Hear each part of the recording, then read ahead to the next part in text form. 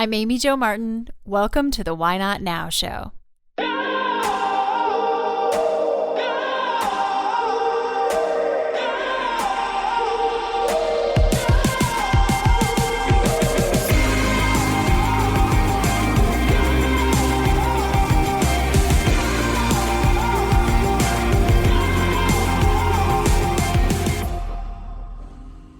You know that thing you've been thinking about doing?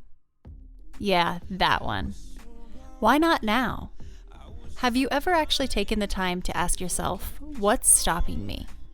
Let's talk it through. This is your chance to give that idea the attention it deserves and take action. Each episode, I have a chat with a fascinating person, from entrepreneurs to athletes, celebrities, my parents, rocket scientists, and all walks of life. We talk through a critical time when they've asked themselves, why not now? We dissect that day or even that moment, step by step.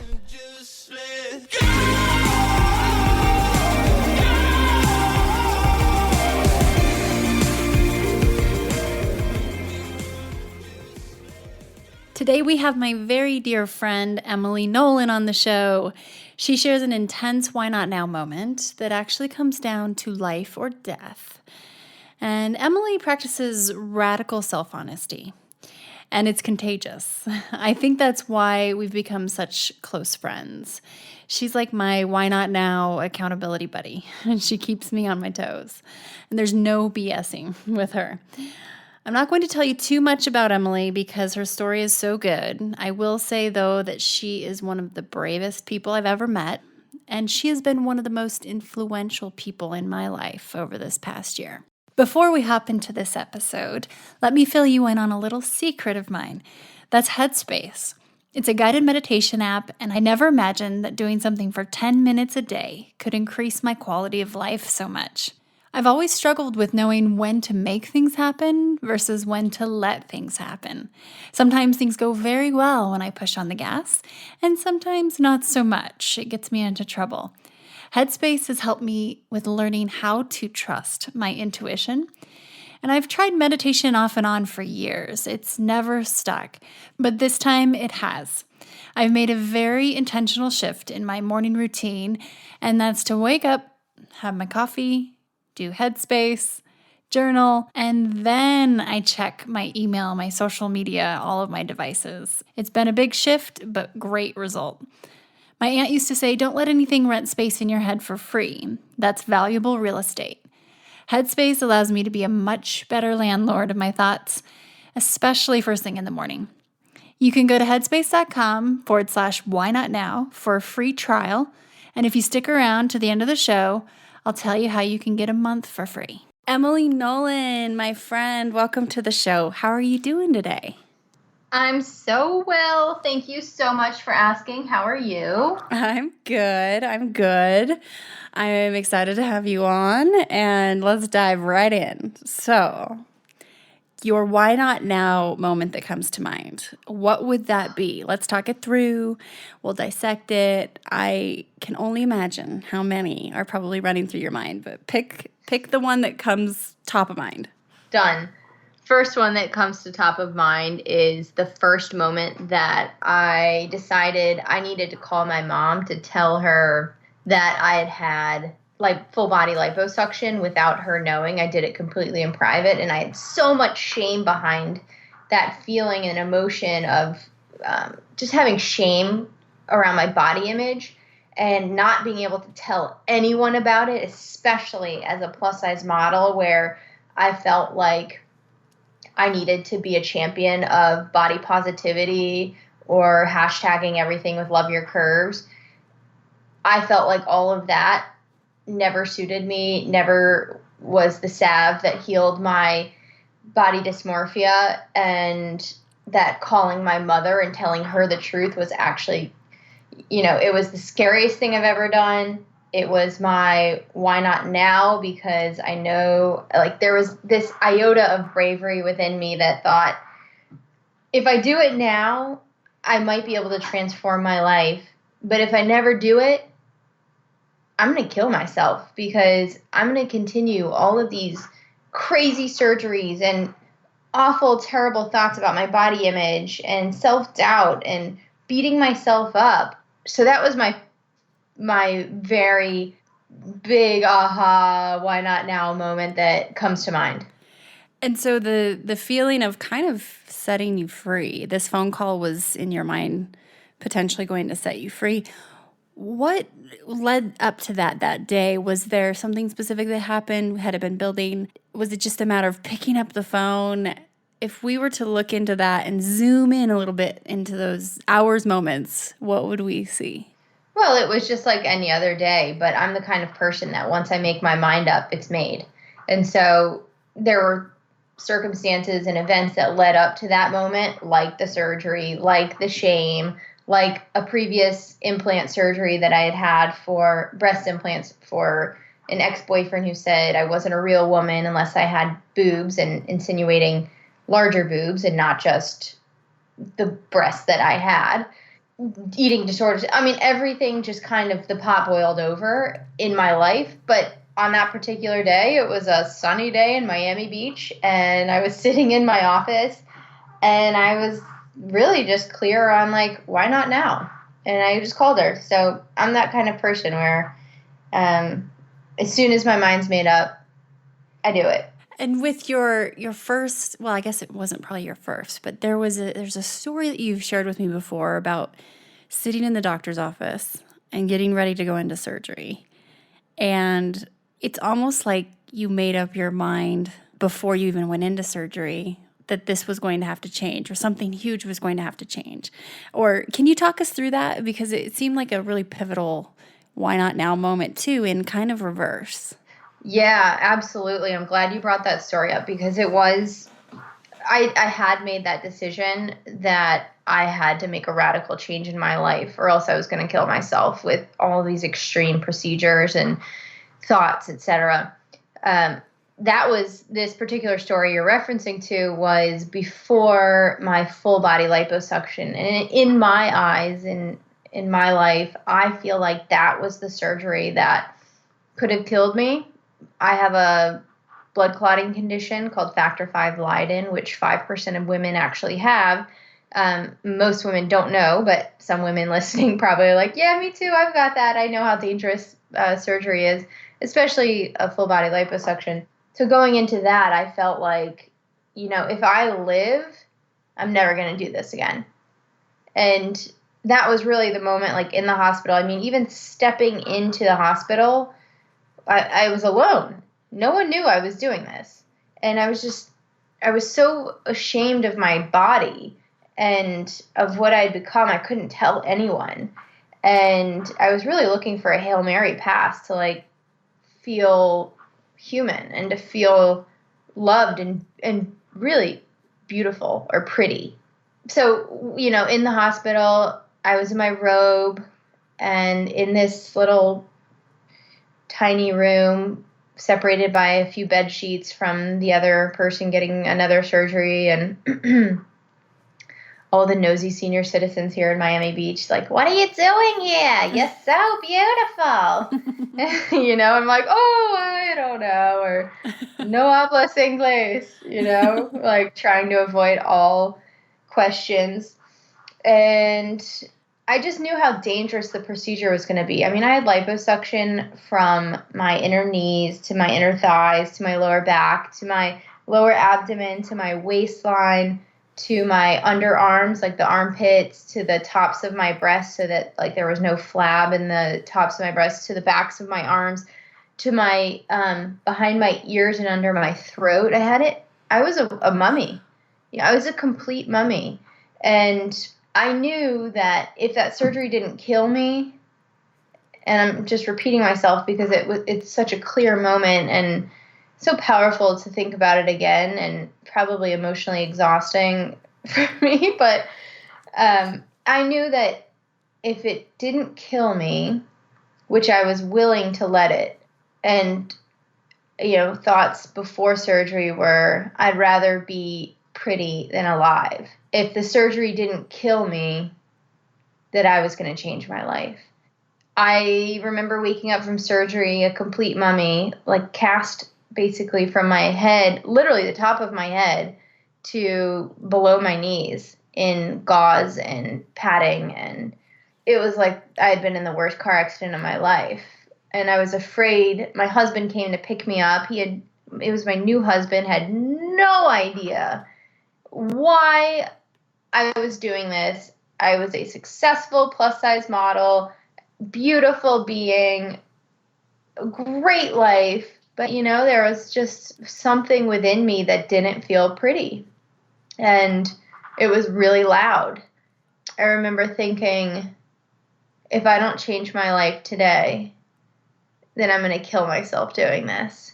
And that was, to zoom in on my why not now, it was really the moment laying on the table, the operating table before I went under. I was laying there and they pulled the blue screen up in front of my face, which is similar to what they use for a C-section. And I remember before my anesthesia hit and before I was knocked out, the surgeon had already started the procedure, and I just screamed, "Bloody hell!" really loud.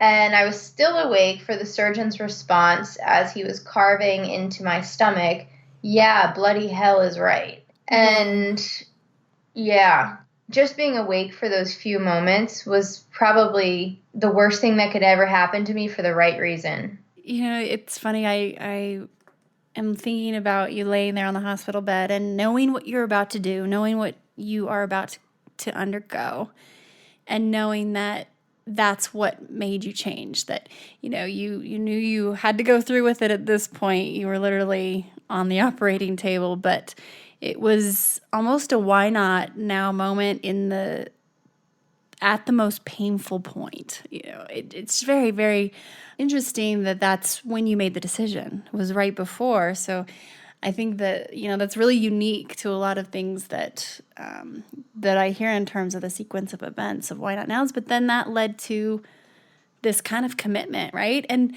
then you ended up calling your mom down the road. But why do we do this? Because we meaning a lot of women and men, we have this desire to be something, to look a certain way, to feel a certain way. And as you look back at it now, pretty much on the other side and always growing and feeling stronger, but why? Why do we do this? The first thought that comes to my mind is that it's something we learn culturally. Our culture wants us to never have an end game, to always buy and to consume and to never have enough, and to live in the future of an idea of what we could be. And that idea is always better than what we are now. But in truth, is it? There's something about you, Emily, that, and you're being a very good friend of mine, I guess. I feel that I'm qualified to say this. You get. You have this authenticity, and it's contagious. When I'm around you, and when others are, it's this kind of sense of being super brave and super vulnerable, but just true. It's definitely had a big impact on me over the last year, and you just have this way of making me feel like, hey, that's kind of what will set you free, is to kind of share your mess and make it your message type of thing. But there's been such a transformation over the last couple of years. You've modeled at so many different sizes. You've been such an elite athlete in your younger days, and I don't mean that as if you're old, but you're not in college anymore. Let's just put it that way. And you're a writer, and you've recently decided to stop modeling, right? And also have had a pretty big operation once again. So can you tell us a bit about that? Yeah, absolutely. Well, I'll tell you about the operation first.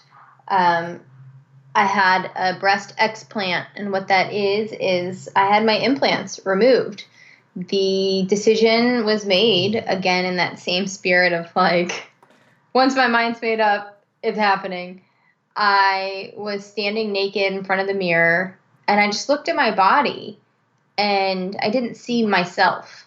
I saw the woman of my past, and a woman that still held on to stories that she needed to let go of. And the implants were a story that my ex-boyfriend told me, which was real women have boobs, meaning like fake boobs or bigger boobs or perky boobs or round boobs or whatever, like the right boobs that a plastic surgeon can only do.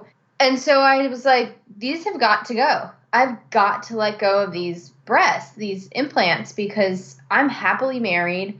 And more than that, if anyone is listening who has implants and is considering it, like, I love myself.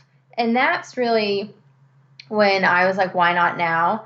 I called my mom that day and told her, I was like, I know that I've got this blood clotting condition, and I know your answer is going to be like, why can't you just radically accept yourself and take your own medicine and say, like, I'm perfect just the way that I am? Why do you have to do this surgery? And I prefaced the whole conversation with, Mom, I know you're going to say all these things, but I'm getting rid of them, just so you know. It's all good. I'm going to the right doctors, getting all the blood work, and, lining everything up. It was quite complex in terms of like getting clearances to have the surgery. But, I ate the elephant bite by bite and ended up getting my implants removed. Never have I ever felt more like Emily than after my explant surgery. It was a huge victory for me, my journey in self-love. It was a really big exclamation point in my life. My second decision recently was to retire from modeling. I was still modeling as a plus-size model, and I have lost a significant amount of weight because prior to surgery, I made a commitment to myself at Be Pretty Brave, which is my women's retreat in Idaho with the group that you were with, Amy Jo. I said I just wanted to be in my healthiest body. I wanted to be and I call my body my earth suit. So I wanted to be in my earth suit. And it wasn't about being like, it wasn't that I was too fat or like plus size or whatever. It was like, I knew that I wasn't in my body yet. I knew that there was still a journey ahead of me to get into my body that made me feel like 100% mind, body, soul, and really like coming together, everything. And I wanted to do it without a diet. I wanted just to make my mind up and to really, in a spiritual way, eat things that God gave us, like whole, I call it real, simple food. It's this food philosophy I've been living by for the last 7 months. And I've lost 40 pounds by eating that way. So here I am modeling as a plus size model. And now I'm like, whatever size I am now in my body that I have always imagined for myself. And I'm like, what am I doing?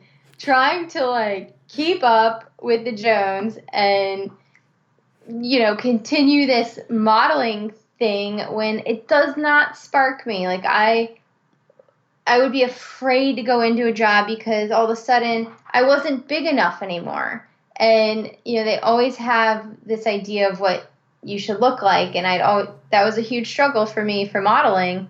And something I didn't know getting into the career path was that I was always going to have to be what the industry wanted me to be. So sometimes it's a size 14 because one year that's really popular. Sometimes it's curvier and you have to sculpt your body. And what a lot of people don't know is plus size models have possibly more plastic surgery than straight size models, sculpting curves and augmenting parts of their body and getting liposuction here and this there. And I mean, it's a really sad truth. And I was just like, look, I have so many great things in my life right now. I don't need to just, it felt like for me, modeling was like wearing a backpack full of bricks. And by retiring, even though I was making money and I had a decent career in modeling, I had to take the backpack off so that I could start running towards what I really envisioned for myself. And that's this Be Pretty Brave movement and writing my book, Pretty Brave. It's interesting how much of a contradiction there is with the whole body positive movement in some respects. So we see, these plus size models who, just having learned from you, most of them have had some sort of surgery to look a different way.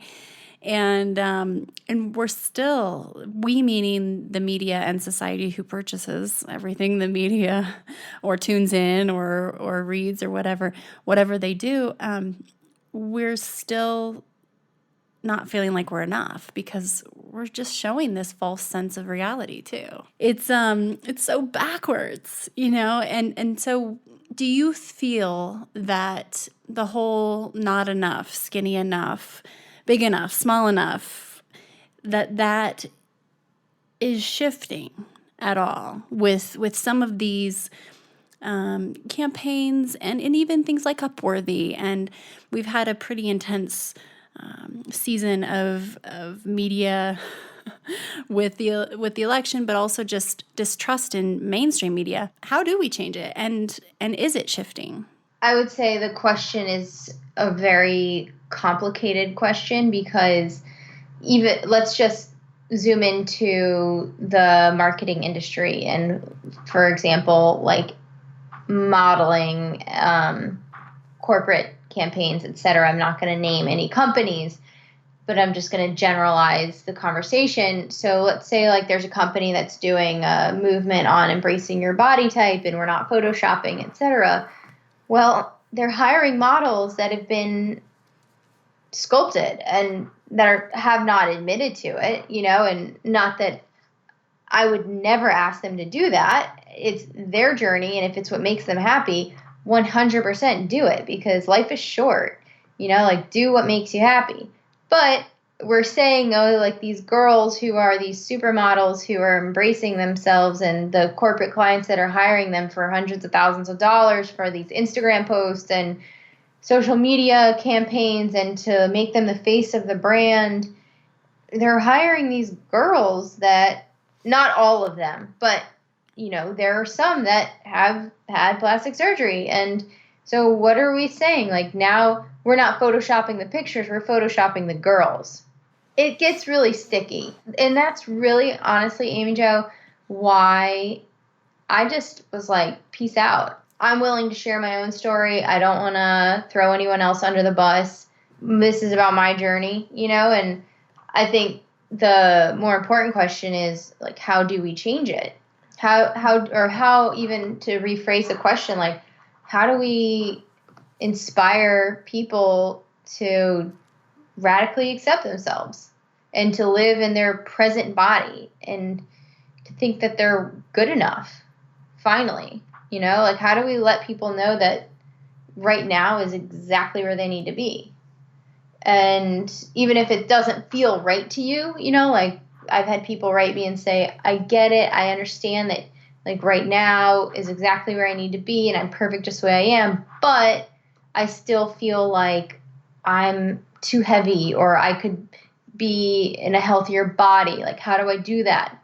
It all starts with being present and like be just like this self-actualized version of yourself where you can radically accept who you are in this very moment. And I think the only way that I've ever been able to do that is by being vulnerable around other people and hearing other people's stories, vulnerable stories. For instance, Amber Valletta sharing her story about drug addiction, and on my women's retreats, how each woman comes with their own story and how we're able to just, shed like a snake these layers of crap that we've been wearing that no longer serve us.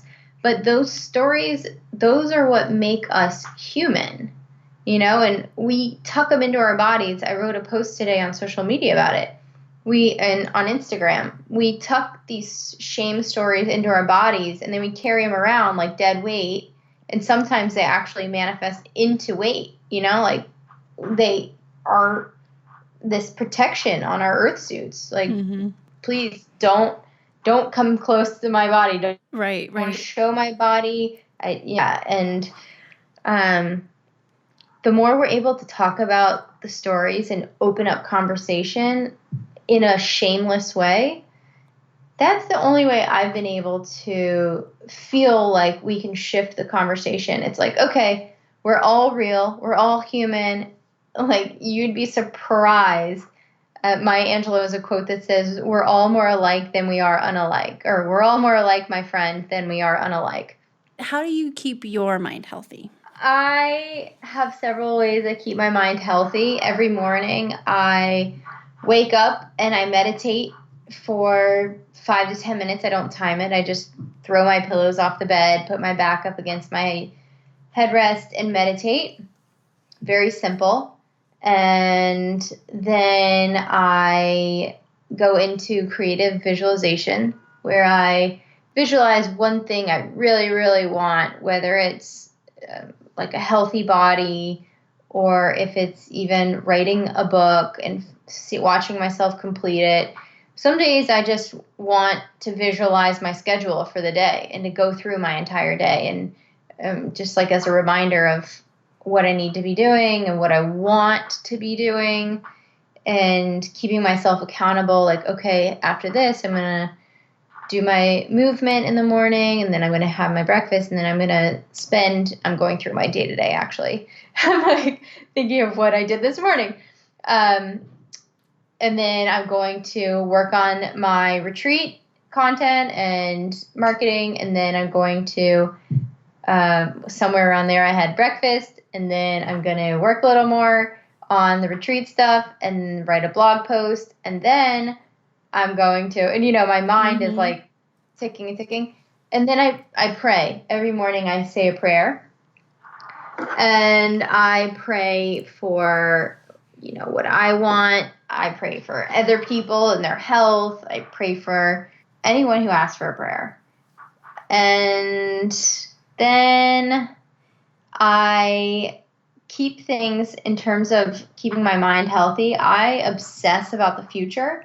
And this is separate from my morning routine. So that, like, the first thing I do is meditation, creative visualization, and prayer. The second thing I do to keep my mind healthy is, as much as possible, to live in the present and not obsess about the future.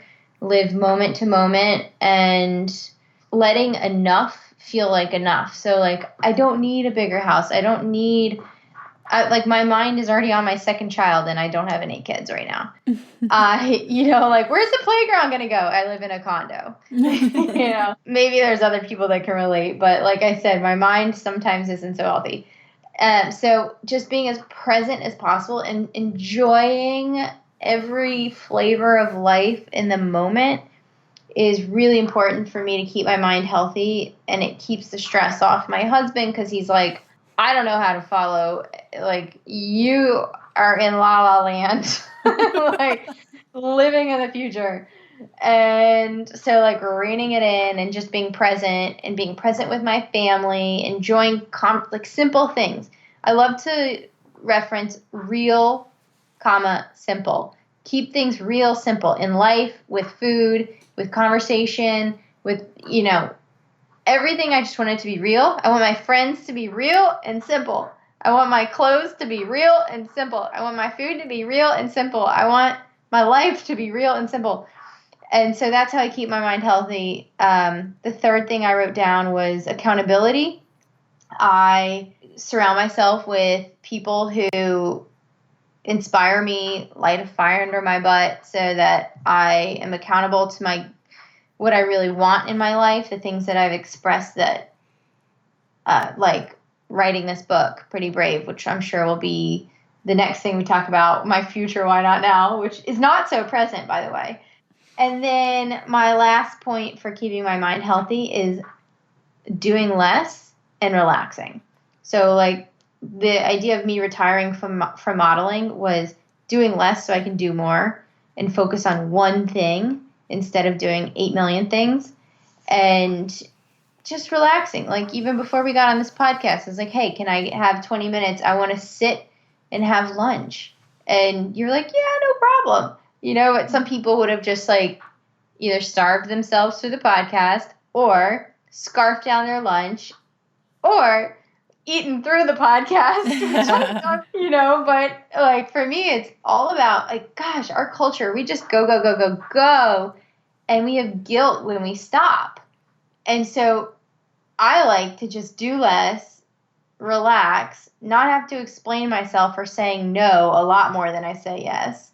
So that keeps my mind healthy as well and not feel guilty about it. Love it. Love it. And you are so consistent and really committed to that. I think that that's something that I have always respected about your routines, your rituals, and that consistency is sometimes what I can use a little help with. But so getting to your future, why not now? Let's talk about that. What is the thing that you want to tackle that you feel like you've been thinking about? And now's the time to just ask yourself, why not now? Yeah. I'm writing Pretty Brave, and I'm not done with it. And that's okay. And it sounds like you have an idea of maybe why, or have you hit a bit of a plateau? What's up? Yeah, I have the holidays coming up, so I feel like I've been traveling with the retreats.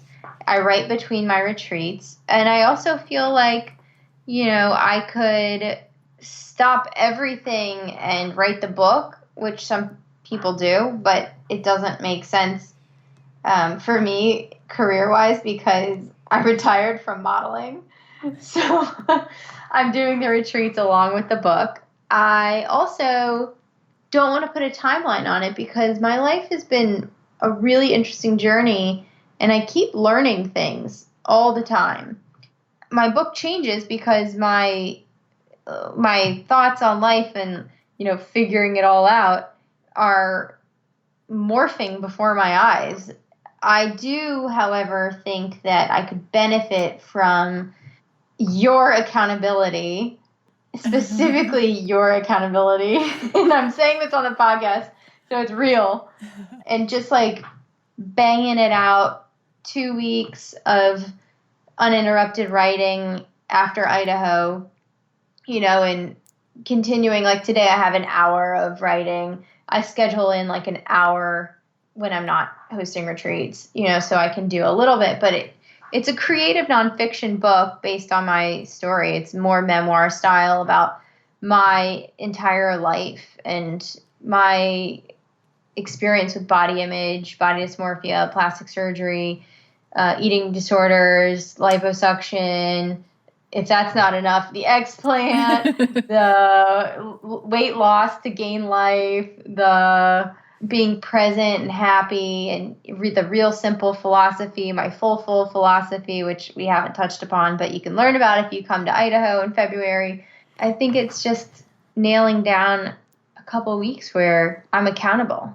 Well, yeah, and I think you're hitting on something that we haven't talked a lot about in terms of why not nows, but sometimes you have to shelf things too, or just pause. And I think it might feel counterintuitive or counterproductive to why not now, but that's, being reductive in some ways is a why not now because it will allow you to be more productive in other ways. So I was just thinking about your story. And if you had come out with this book 6 months ago, 4 months ago, you wouldn't have this big chapter inside of it because it hadn't happened yet. So it's trusting your intuition too of, you can do it, but there's something that's telling you to really listen to the cadence, listen to what, and it sounds so fluffy and I hate fluff, but it's true.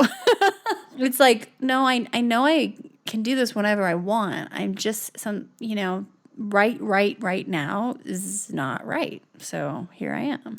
And I really respect that about you because some people might just plow through and it's not going to be your story if you just plow through it. So yeah, I am with you. I can be your accountability partner. I'm the queen of forcing things to happen, which gets me in a lot of trouble at times.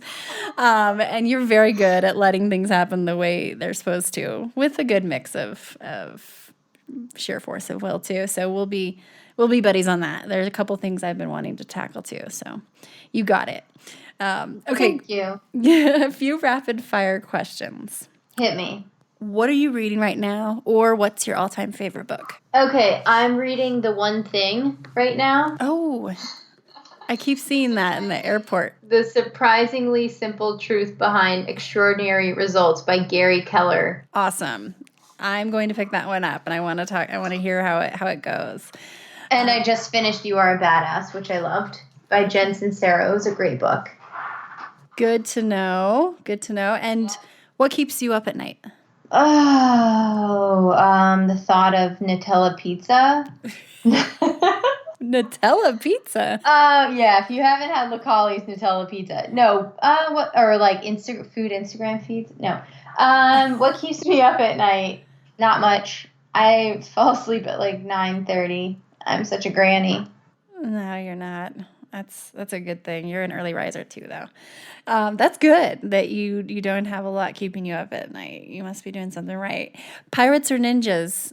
Which is tougher? Which one is tougher? Yeah. I know you're a ninja, but I'm going to go with pirates. I'm a pirate, actually. You are? Yeah. I lived on a boat for a year. Oh, that's true. Well, you always do the ninja kick. Maybe it's the Bruce Lee.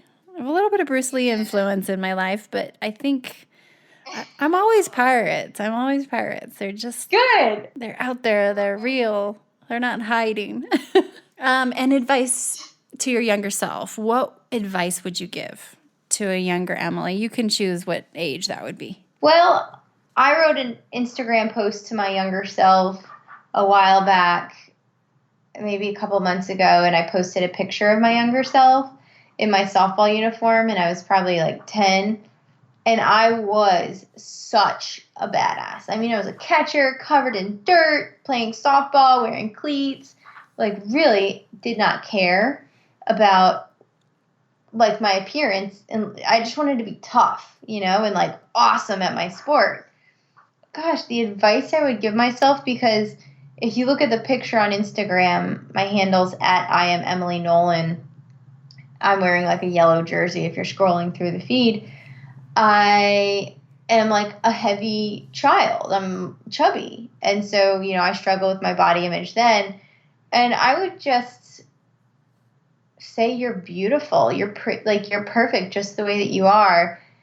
And, I also think it's hard to give advice too, because it was all those experiences that made me the woman I am today. All of those like crappy experiences that I went through, but I would just say persevere and keep your head up and like love yourself, just be there for yourself and talk to mom.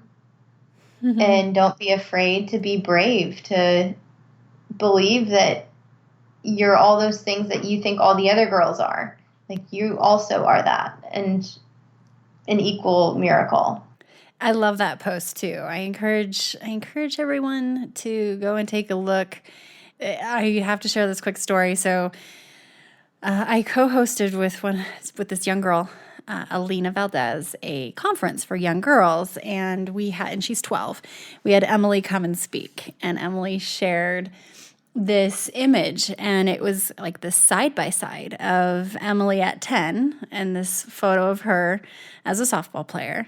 And next to it, Emily, like on the cover of a magazine, full makeup, hair, amazing clothing, whatever, model. And you shared your story and you shared your point of view on that now. And it was such a real moment of to these young girls of what enough looks like, and it's really how you feel inside, right? So anyway, I'm not doing the story justice, but that powerful visual of a side by side, and the reality of your story and how you feel now is so cool. So thank you for sharing that. Thank you, Amy. Absolutely. And thank you for being on the show. I Thanks appreciate for having it. me. Absolutely. I appreciate everyone listening and making it all the way through this podcast. Praise the Lord. Awesome. And I will make sure to include all of your links and social media handles in the show notes as well. And just for Insta, for example, Emily has an awesome Instagram feed. She is at I am Emily Nolan, as she just mentioned. So you can track her there. And thank you so much. We'll have you on again soon. Thank you, Amy Jo.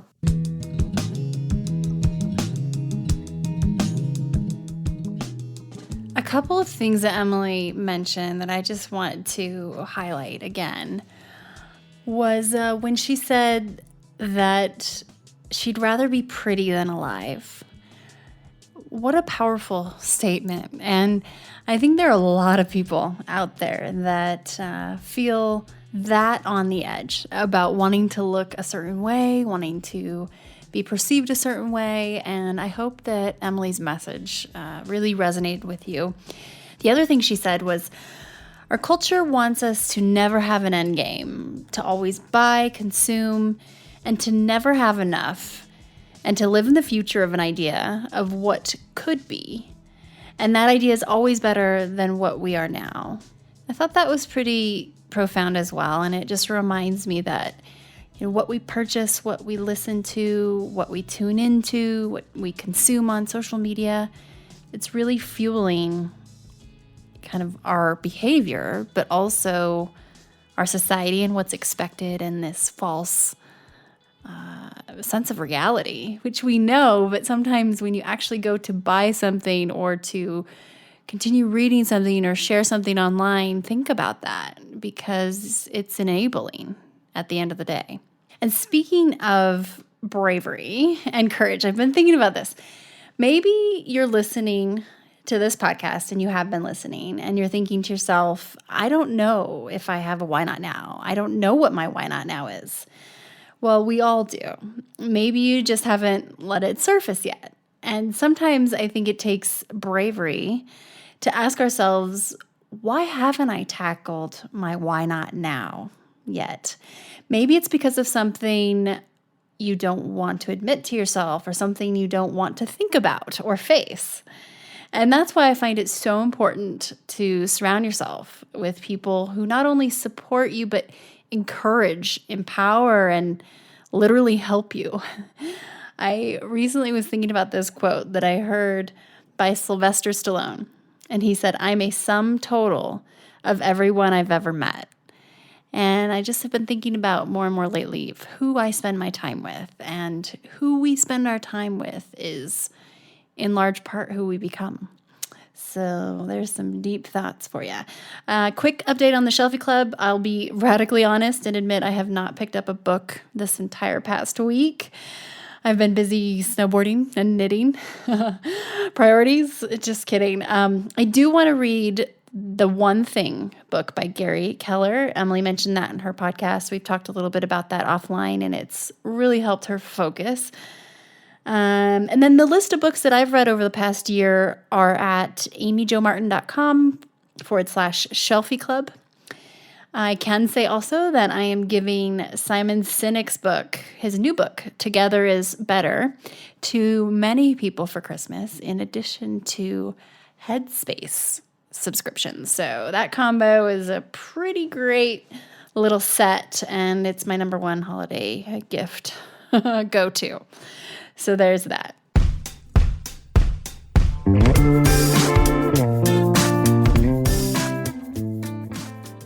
I want to hear what your why not now is. Please share it with me on Twitter, Instagram, or Facebook at Amy Jo Martin.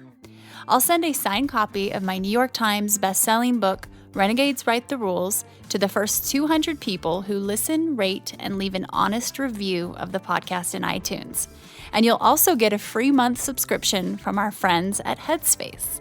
This is only available to Why Not Now listeners. Once you've left a rating and review on iTunes, just email your iTunes handle name and your mailing address to whynotnow@amyjomartin.com, and we'll get your package in the mail to you. For detailed show notes, head to amyjomartin.com/why not now. That's where you'll find links to things we discussed on the show, special offers, and how you can keep in touch with guests. Hat tip to my buddies Ash and Devin at Rock Salt Music for our tunes today. You just listened to the talented John Coggins in Let's Go and Let It Ride. And a jump high five to my talented husband, Richard Greer, for producing the show and being patient with me. See you next time. Until then, why not now?